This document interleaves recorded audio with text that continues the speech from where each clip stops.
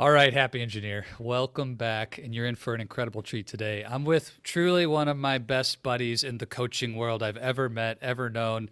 Jay, welcome back to the Happy Engineer podcast, man. I'm so glad you're here. Thank you so much, man. Always happy to be just chatting with you anywhere, recording in person, on a Oh, Zoom, phone I feel the calls. same. I feel the Yeah. same. How many years have we known each other now? When did we meet? Do you remember? Uh, it's at least three, I think. 3 years. Three?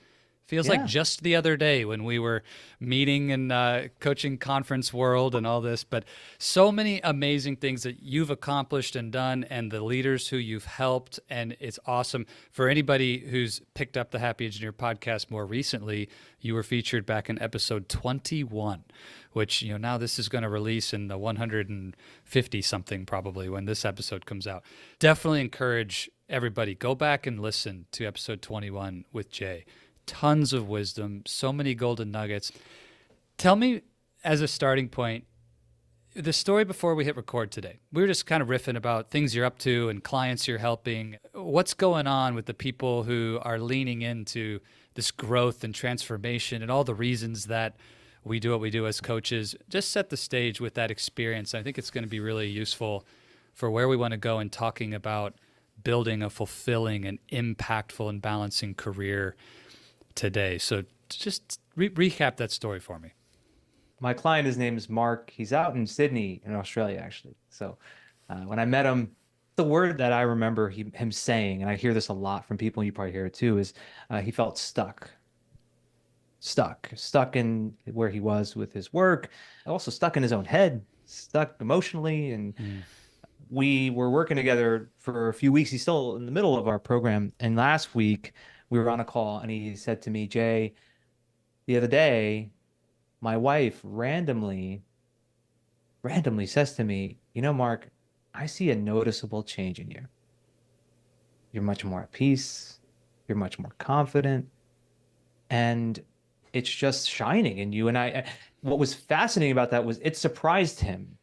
It Mhm. surprised him because when we do start to really grow and develop, at times we're not even noticing it. And we're not capable of acknowledging because we're immersed in our own heads. But when someone else that we love, someone else that we care about, sees it in Yeah. us, that's, I think, the best measure of our growth. That statement reminds me of my client Hadi. I remember when he told me I wasn't really sure if this was working, but my wife told me it's working. And for the engineers who I coach, Jay, it's like we're always looking for the measuring stick. And some of this work really is difficult to put a metric to. Those outside perspectives, while we don't want to live only for the recognition of others, it sure does help to know you're making that impact. So two things about that story and Mark's journey, which I love that it's not even over yet. He's just getting started in a few Yeah. weeks and surprising himself with that growth. But first, come back to the word stuck, because Yeah. you're totally right. Stuck, lost, just general uncertainty about where do I go from here, a crossroads. I hear that kind of language a lot. It's like I'm sitting at a crossroads. I don't know if I should go left or right. With your experience coaching so many leaders through career, what would you estimate precedes the feeling of being stuck? How do we end up there? And Yeah. and are there any markers or things that you've seen that lead people down a road to the point where there's a stake in the ground around this idea of being stuck? Something that I think is easy to recognize, but people don't take it maybe as seriously as they need to. And that is how you're feeling Sunday evening or Monday Mm. morning when you're thinking about your week. And if that feeling is one of dread, of I just can't wait to the next weekend or my vacation, you're on the path, potentially, you're on the path to getting stuck. So I'd say that's one marker.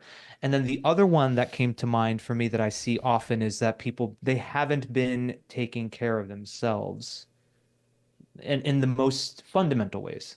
They're not exercising, they aren't doing any self-care practices. They're just in a state of reactivity all day on their phones quite a bit. And it only presents itself as I'm stuck when it got to a point where it was really, really breaking down. I think it's always best to recognize that earlier, obviously, whenever possible. Yeah. The thing I would add to this, Jay, tell me if you agree.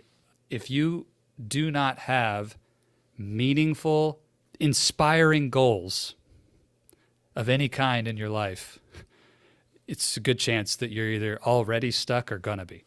If there's no vision, if there's nothing to move towards, then you're either just wandering in circles or eventually you just stop moving, because why would you? There's nowhere to get to.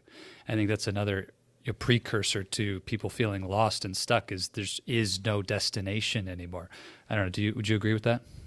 Yeah, I think there's not only evidence of that in our own experience, and for anyone listening, you know that whenever you do have something that you're uh, pursuing that is greater than yourself, you feel much more inspired day in and day out. Mm-hmm. There's also a lot of research behind this too, as what is the greatest motivator for the average person when you gone past the most important things, like Yeah. just basic needs, food, water, relationship. When you have those safety needs and just overall fundamental needs taken care of, the next thing that you're going to need or what will motivate you will be something greater than yourself. Yeah. And that's what I think you're alluding to there. Yeah, that's good. So the other half of your story with Mark, then, this idea that he was not aware of the growth until an outside party, in this case his spouse, said, "Hey, I see a difference." If we're in the pursuit of personal development and growth and we're not even aware of what's happening, how do you make sure that it's actually working? Yeah, this is the classic, like, skeptical Zach being an engineer for a second, Jay. It's like, Yeah. oh, well, if I can't even tell that it's working, how do I know that this pursuit of an inspiring and balanced, fulfilling career is worth the time? So I'm curious for you, is there something missing there that we need to do to actually see and gauge and experience for ourselves that growth? Or is it true that the external feedback loop is the mechanism by which we experience that shift? What's the way to know if it's working? Yeah, I do think the external perspective is helpful and it would serve us to ask Yeah. the people around us. So I definitely think that. And I do think we need to do our own reflection exercises ourselves. So through a journaling practice, one can be able to gauge how they were feeling that day, what they were able to accomplish that day, be able to treat your journaling practice as though it is a conversation with somebody else, because that will help you to be able to get out of your own head, which we are all immersed in our own thinking, and be able to objectively review and analyze how we're feeling, what we're doing, what kind of success we've had. So I think that is a very effective way, journaling in itself. And you don't even need to go back and read your old journals. I mean, you can, but it's just the activity itself of Mm-hmm. writing it out Mm-hmm. that helps you to be able to give yourself a very honest assessment. I like that. All right. Let's take that. It's a perfect segue then. I want to share with the happy engineers out there this framework, this, not only, process or methodology that you've created, but also a really powerful metaphor for thinking and in some ways detaching ourselves from this wild and crazy experience that we call life and career building into something useful to get to this idea of what is fulfilling to me, what will help me experience the balance I want, create the impact I want, etc. And it revolves around a game. So, Jay, what's the deal with the game? Set the stage for us. How do you see this? How does this come to life in our own career journey? What's the game? Yeah. Well, I think everybody listening, you've played a game at one point in your life. And so, Zach, imagine you're holding one of those controllers, PlayStation, Xbox, whatever it Oh yeah. is, Oh yeah. right? And you got the game on and you see on the screen there's a character there. And the character has certain attributes, certain strengths that already exist within the game that you're playing. So from this perspective, of course, you want the character to succeed. You want the character to win. And if something does happen where the character doesn't get to that next level or whatever immediately, you're not going to fall apart as the one who's playing the game. I hope not. If you are, then you have a problem with video games. It's a completely different story. But if you're able to just treat it as, okay, I could put the remote control down and walk away and it's no big deal, then there's a detachment there. So the idea behind the game methodology is for you to be able to assess your strengths, your attributes, your values, your mission, create a vision with a sense of detachment and looking at what are the existing strengths and passions. Because I Hmm. think too often, Zach, what people do is they say, okay, I have to find my purpose. I need to find clarity. Now, there's something wrong with that because it suggests that it's somewhere outside that Yeah, you have to yeah. pull into you. But in reality, it's already there. And so what you have to do is allow for purpose, clarity to Hmm. find you. And you allow it to find you by having a detached, objective review versus one that is caught up in story and emotion and overthinking.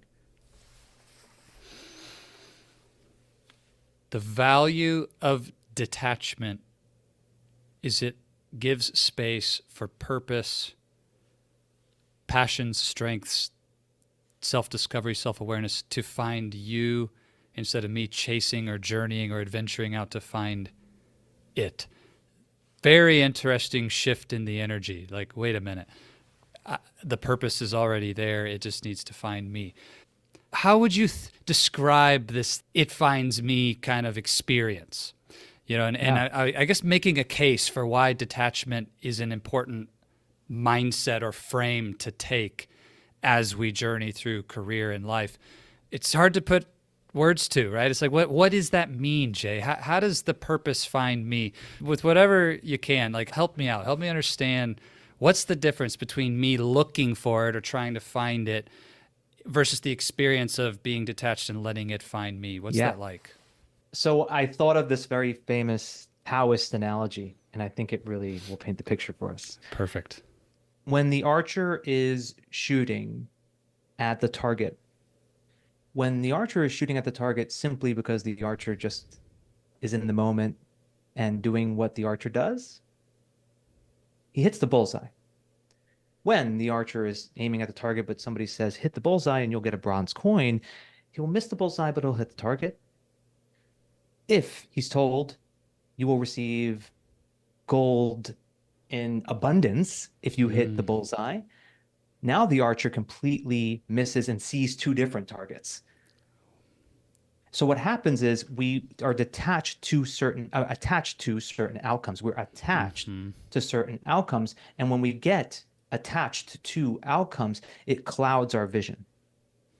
We have desire or fear that now gets in the way of what it is that we're really here to do. And I think every person has a unique talent to offer the world and to serve the world Yes. in a meaningful way. And it is desire and fear that gets in the way of seeing what that is. So there isn't anything that needs to be added to you or grasped from outside of yourself. What you need to do actually is clear out all the blurriness and the cloud cover that is getting in the way of what's already here. Mm. Attachment to an outcome will blur your vision. I love that. So tell us about how this metaphor of looking at career as a game, okay, I can kind of wrap my head around I'm an avatar and a character in this game called My Engineering Career. I want to go from manager to director. So that's the level that I'm on. And there's a really gnarly boss at the end of this level to get my promotion. And okay, I could kind of play along with this, Jay, but what do I actually do? Like, it's fun to think about, makes for a nice happy hour conversation over a couple drinks about losing a couple rounds of the video game this week with my team. But I got to actually go to work and do some things. I need to take action here. So, like, what is really going on? Tell us about the methodology in the real world. What's happening to bring this to life?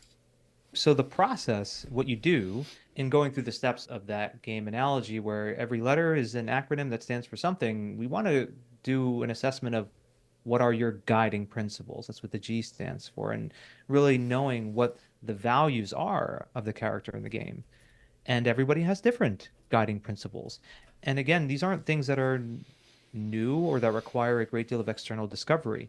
When you look back at your life and you recognize that things that are the most important and meaningful for you, you then pull them out and then you identify that as your North Star, that no matter what you're doing in your career, these are the things that you will hold true and stay with throughout every step. So I think that is the first action to take. And then if I were to just keep going here. Well, let's sit 1 second on that before you go Yeah. forward. Give us a specific example of a career guiding principle that your clients discover within themselves and helps them win the game. Like, let's just put a couple examples around that. One example is connection. So if connection is your guiding principle, human connection, then what you need to be doing is designing your career around ensuring that you are going to be able to connect with other people. One of the things that I see all the time, Zach, and tell me if you see this too, is that oftentimes when people fall into that place where they're stuck, it's because the activities that they're doing just don't align with their natural strengths. Yeah. If you're someone who loves to connect with people, but all day you're sitting in front of a computer and it doesn't align with you, that's not going to be a good fit. Now, another example, something as simple but important, is incredibly important, is honesty. If that is your guiding principle, honesty, and you are in an environment where there seems to be a lot of dishonesty, then most likely the need is to be able to shift into a new environment. Because if that's something that is so important to you, you do not sacrifice honesty for a job, for a paycheck. So that's really what is at the core of this act, which is to suggest that whatever are the guiding principles, they do not get sacrificed for anything. I think that's an important, distinction or bullet point to add. It's like, these aren't just points on the compass that help guide south from north, east from west. It's truly the non-negotiable guiding North Star, this direction and only this direction, if you want to experience your career and life at its fullest level. You're always going to experience some level of resistance or suffering or negative energy that will manifest if you are violating these parts of your being. Would you agree? Is that a fair way to say that, or is there any? Yeah.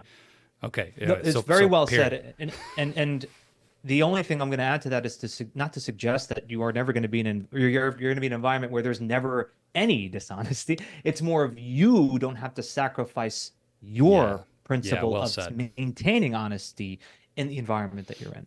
Super good. In the spirit of GAME as an acronym, what I'll add to this as well that I've seen with clients is they discover the guiding principles, and we use the words core values, but I really think speaking around the same idea. It's not just the word honesty that you need. You have to know for yourself the rules of honesty. What must be true for honesty to be honored to the fullest in your life? So to your point, honesty is violated when these things, and honesty is present when these things. I think sometimes where my clients stumble is they have some of these broad ideas of a guiding principle, maybe take integrity or honesty or something like that. But in a way, the devil's in the details, right? They haven't actually gotten into, well, what is the rule I hold about integrity is present when this? And so they're saying, oh, so-and-so's violating, they have no integrity. It's like, well, okay, what about what they actually do? What was the thing? And especially gets tricky when you get into some that are, oh, my rules and your rules are different. You think you're living with integrity, but you're doing something that I don't think is in integrity, and we end up with these conflicts. But we're both saying we have the same guiding principle, and it's like, wait a minute, how is that possible? So I think I encourage people to go a level deeper than just these broad brush ideas. Do you really know for yourself how to live it? What has to happen? And to your point, if you're being told you must violate those rules, then you're not going to be happy or have that fulfilling, inspiring, impactful career you want. So super good. Yeah. Guiding principles. Is there ever a situation, Jay, you've seen where somebody's just not able to figure out what those are? It's like hidden from them, or you're doing work with a client on guiding principles and they just feel like they don't know? It comes up.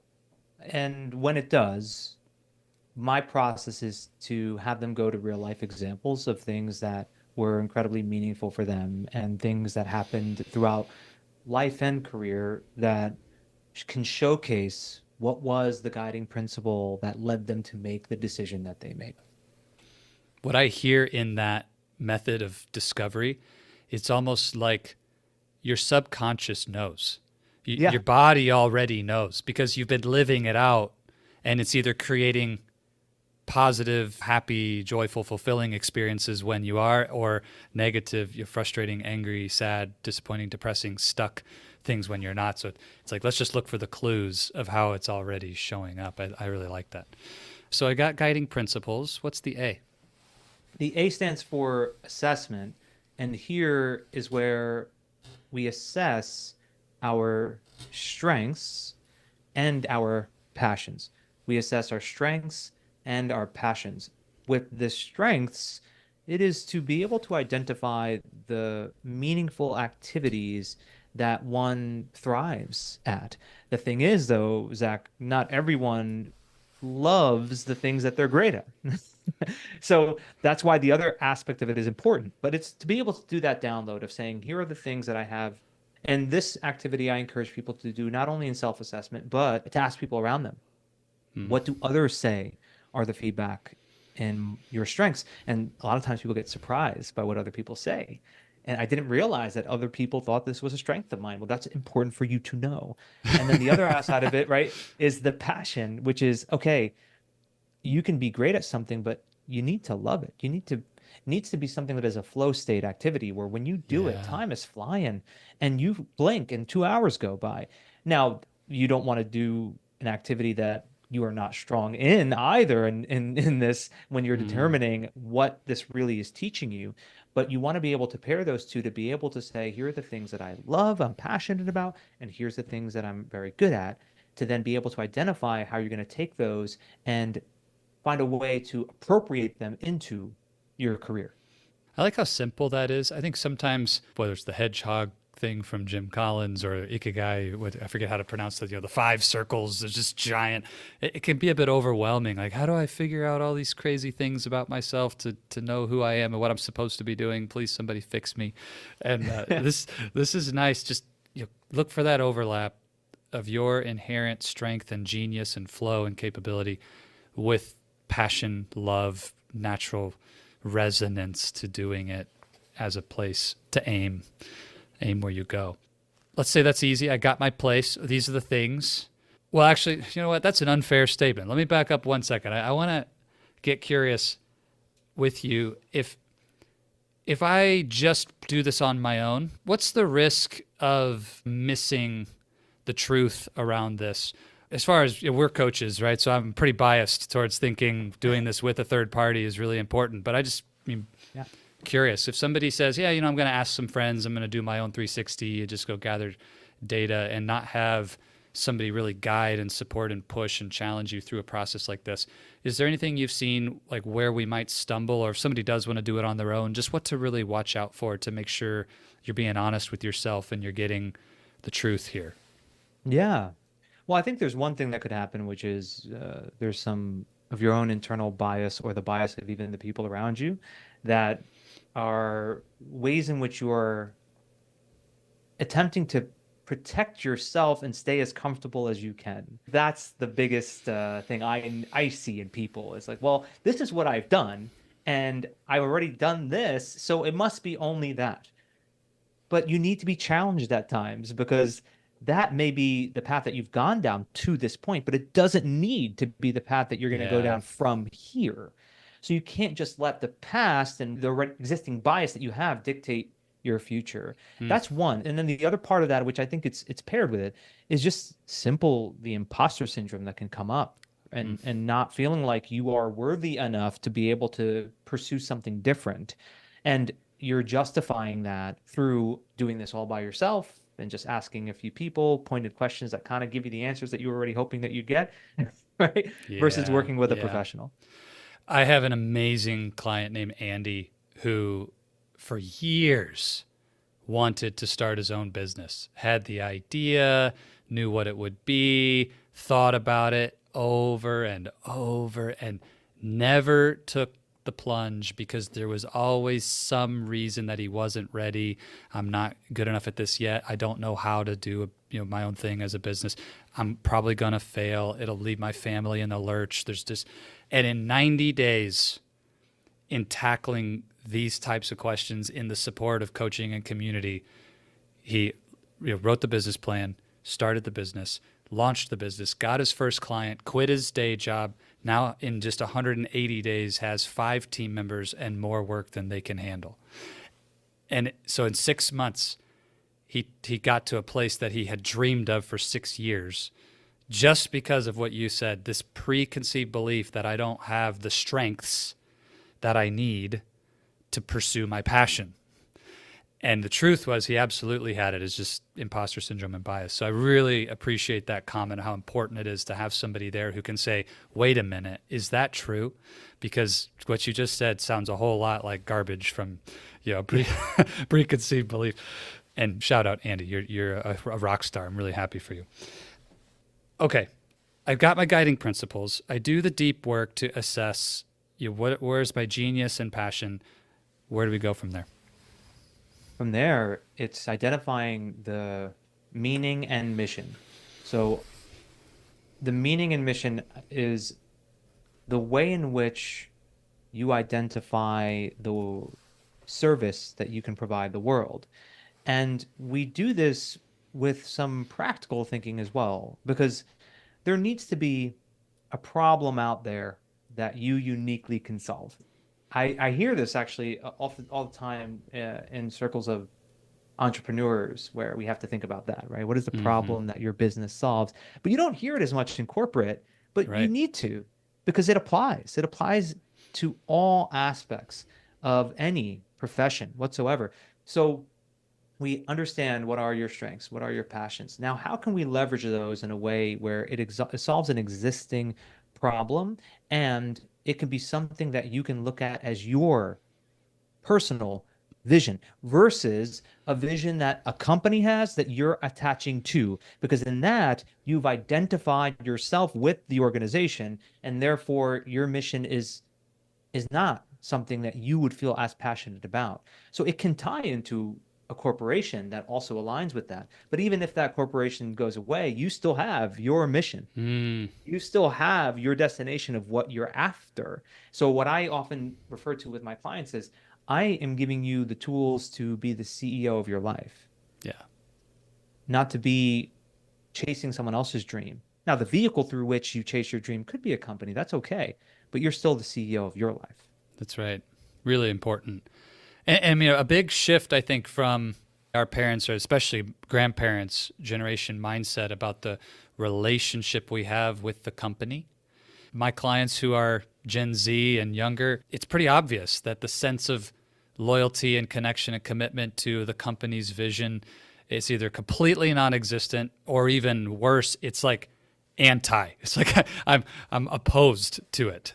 And this almost rugged individualism is rearing up again.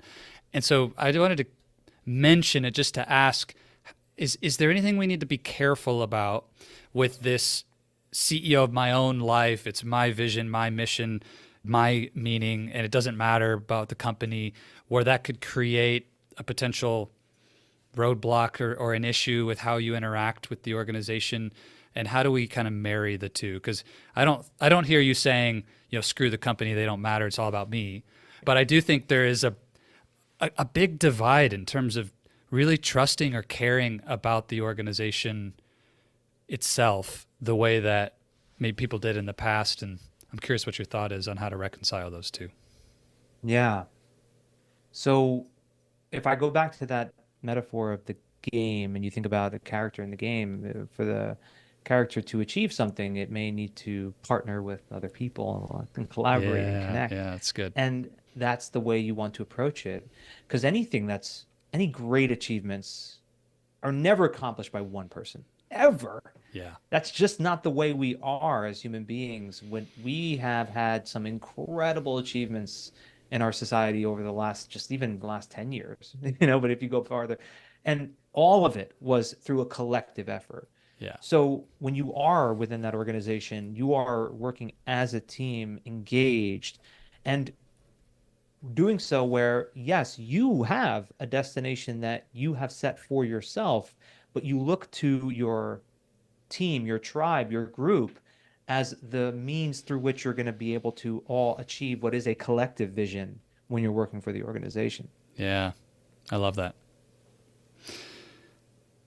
Meaning and mission, which at the end of the day, most people like that's what I get the sense is a big gap when they're in that stuck place. The work I do, it has no meaning to me. There's no Yeah. impact, there's no connection to it, no fulfillment. So what is then the E? If we think about this game methodology, where do we land the plane? Yeah. So E comes down to the execution plan. So you said it earlier, and I agree with you, Zach, which is we need to be able to take the actions. What are the steps? So we've now gotten to the end destination. So we're able to now reverse engineer that to be able to say, this is what we're after. This is the ultimate goal. And we're now going to be able to identify the steps that need to be taken, Mm. including things like, do I need to leverage more of the relationships around me and be able to effectively network and engage with with the people I either work with or outside of work? Are there some soft skill development that I really need? What is my plan of execution there? Do I need to adjust Hmm. the way in which I'm working with people and speaking with people? Is the execution plan around developing a business, like you said, Andy did, and be able to really execute on that? So that's to me where there's a lot of fun involved, and it needs to really be individualized because that plan of execution will be really determined by, okay, you know what you're after now, you know what your strengths are, you know maybe where the gaps are, so let's go ahead and fill those gaps and develop the plan. Yes. Connecting it all back to why the game metaphor is useful. And we started with this notion that detachment from the outcome creates the space and the freedom not only to allow some of these things, the revelation and manifestation of these things to happen faster and easier. And, I don't have to chase it. And if I just come with an open hand, let it come to me. But now if we're thinking about this execution piece, it's time to go into the real world and do it. Can you just describe how does setting the controller down and walking away with this sense of detachment, how does that actually look in my life, in real life, as I'm now in execution of the game? Well, I think how it looks is where when there isn't a detachment or there isn't attachment to an outcome, it allows for you to be able to enjoy the present moment and enjoy the activities that you're doing. To be able to know that when I take these steps, this is where it's going to lead me down. And I find that the reason why so many people get stuck is because they aren't able to be present. They aren't Mm. able to enjoy the here and now. And this is where we live life right here. There is Yeah. no other time. This is just it. The future is just an idea in our heads. There is no one's ever experienced the future. No one's ever experienced the past. We only experience the present moment. And so why I love this metaphor too is because it can help you to be able to more naturally be present, Mm. take the steps and enjoy every step, savor every step. And then as you look up, if you realize the action steps that you're taking are maybe need some tweaking, need some adjustment, you can do so with detachment. You can do so without getting caught in your stories. Yeah. The word that comes to mind for me as you describe that is peace. Yeah. Just to be able to flow through your day in the present moment with peace of mind. And one of my coaches, Jay, has been saying all over social media lately that peace is the new profit.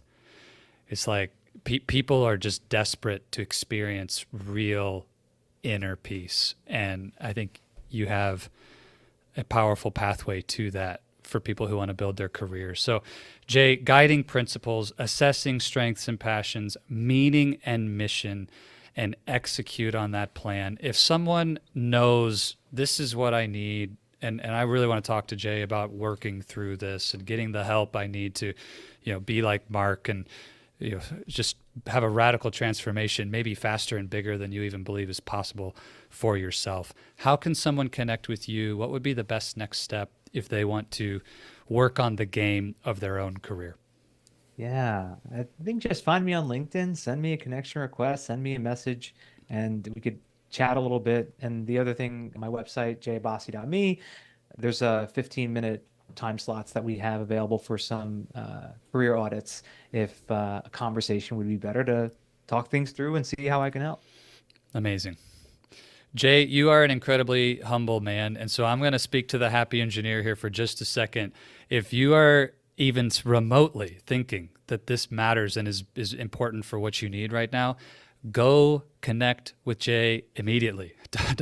Don't be bashful. Make it happen. I promise you, you will never regret investing into your own life and future through working with Jay. So we'll get those links in the show notes. Go click them now and make it happen. Jay, thanks again for being here. I'm excited to wrap this up. And you know as well as anybody I hang out with that great coaching, just like great engineering, the questions we ask lead, the answers we experience follow. Questions lead, answers follow. And we're all seeking better answers in the world and the careers that we want and the lives we want to live. So what would be the question that you would challenge and lead the happy engineer with coming out of this conversation? I'm going to offer a question that you can ask yourself rather than a question I'm asking you. So take this with you as something that you can tap into as needed. What is required of me in this moment? What is required of me in this moment? I love that. That's a lifer right there. Put it on a postcard, carry it with you. And happy engineer, if the answer is support with Jay, then go click the link and get time. It's going to be awesome. Jay, thanks again, brother. This has been amazing. I can't wait to see you in real life again soon, and keep crushing it, man. I appreciate you, brother. Until next time, man.